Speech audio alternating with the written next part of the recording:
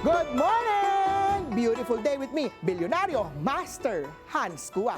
Ito po ang araw-araw na inaabangang horoscope of the day, ngayong araw ng Wednesday, December 10. Simulan natin sa mga pinanganak ng Year of the Rat. Magpahinga kahit 15 minutes lang kapag nade-drain ka kasi hindi ka na rin nagiging productive. Bin at 9. Oh, ox ka ba? Overloaded ka na ngayon pero makakaya mo dahil consistent ka. Iwasan lang makisabay sa reklamo ng iba. Yellow at 4. Kay Tiger naman tayo may kasamahan ka na mahilig magpasikat. Deadma lang. Tama siya. Focus ka lang sa sariling performance. Red at 5.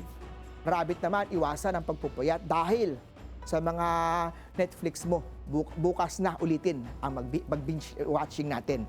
Blue at 2. Dragon ka ba? Medyo sentimental ngayong araw ha.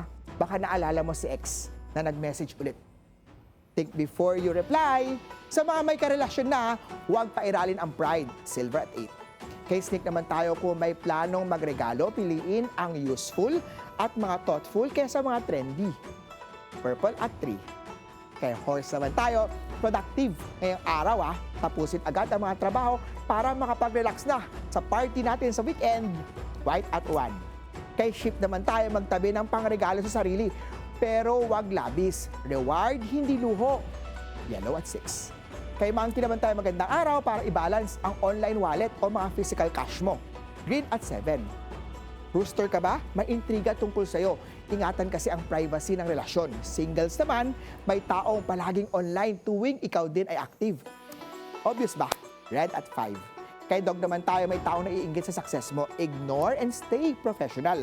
Blue at 2. Oh, last na tayo kay Year of the Pig. Kumain ng tama, iwas. Sa mga buffet na yan, eat all you can. Gold at 4. Paalala lang, ito po'y patnubay lamang dahil ang tunay na swerte ay nagsisimula sa pagiging totoo.